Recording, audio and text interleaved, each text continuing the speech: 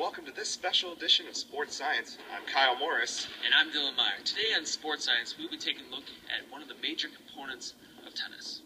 That being the serve. To help us better illustrate the mechanics of the tennis serve, we brought in Milton High School's #1 singles player, Kenneth Yap. Ken is 6'3" and weighs 165 pounds. The objective of the tennis serve is consistency and power. The goal is to hit the ball within a certain vector and with as much force as possible, while keeping in mind that you only have 2 chances to get the serve in. Now, let's break this down step by step. Let's start with the feet. While preparing for the serve, the feet determine your base of support, balance, and center of gravity, which, according to BBC Sports, is the most important part of the serve itself.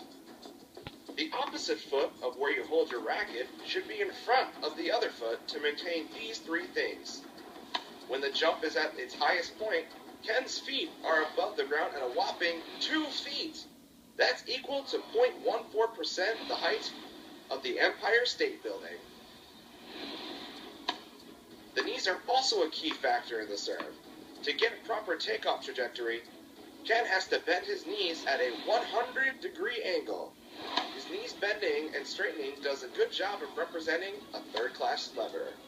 Now, let us focus in on the upper body. The hips are another determinant of your balance and center of gravity. Debatably, the most important part of your body when it comes to the serve is your arm. The shoulder acts as a third-class lever when swinging the racket. The centripetal force causes the racket to rotate in a circular motion at about 180-degree rotation. The elbow, another example of a third-class lever, exerts the force on the racket by going from 45-degree angle to a fully extended arm at 180 degrees. The grip is also important for the serve because of its effect on the racket head angle. The grip name that is most commonly known for the serve is called the continental grip. The gap between your thumb and pointer finger should be on the shaft parallel with the racket head. When you look into the serve of the swing, there are a couple things that are important to create a successful serve. The toss is the first thing. When throwing the projectile into the air, it's important to toss the ball slightly out in front of you. If you toss the ball directly over your head, you won't have time to get the racket on top of the ball. Also, if the toss is slightly out in front of you, then you can use your body momentum moving forward to get more power and speed on the ball. The ball should also be high enough to where you can make contact on your swing just right. Not too high so you won't get under the ball and create inconsistencies, and not too low so you can get the ball over the net. According to Popular Mechanics, the toss should be about 1 to 2 feet high. Mastering this repetitive skill will lead to a more powerful serve. Also, the racket plays a huge role in how the serve is completed. The string tension, or how tight the strings are, is important. The tighter the strings, the more power you have.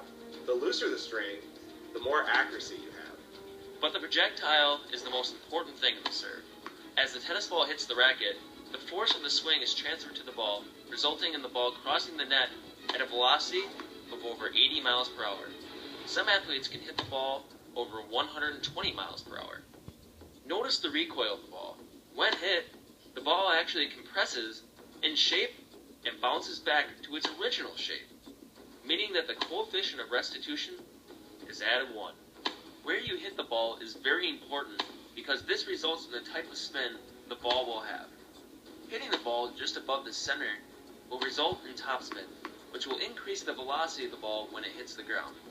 Hit the ball below the center and it results in backspin, which will result in the ball decreasing in velocity.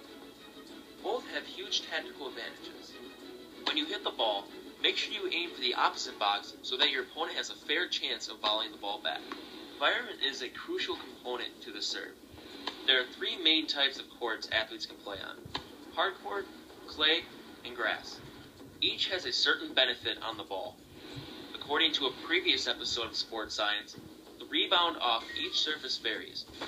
When dropped from 6 feet, the ball rebounds around 4 feet 4 inches on clay, 3 feet 10 inches on hard court, and 3 feet 4 inches on grass. As the ball hits the ground, you will again notice the recoil of the ball. but we also notice the sliding friction the ball has against the ground.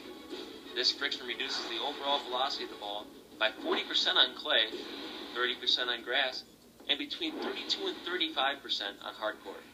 Now that we have talked about each component of the serve, let's watch how the serve is done in its entirety.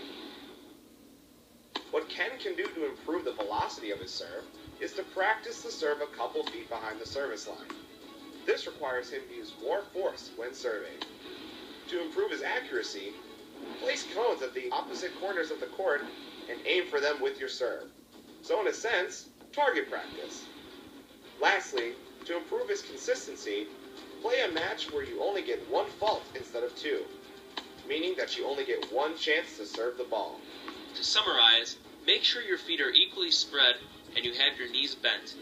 Make sure you have a good jump to obtain maximum force in the swing. Hitting the ball in the center of the racket will give maximum velocity. Where you hit the ball will result in the desired spin of the ball. And finally, make sure your racket is of proper size and have the proper string tension. Mastery of these repetitive skills will result in the desired outcome, and the only way to improve these repetitive skills is to practice each separately. And that concludes this special edition of Sports Science. We'd like to thank Kenneth Yap, our sponsors labeled here below, and you for watching. For Sports Science, I'm Kyle Morris. And I'm Dylan Meyer. Good night.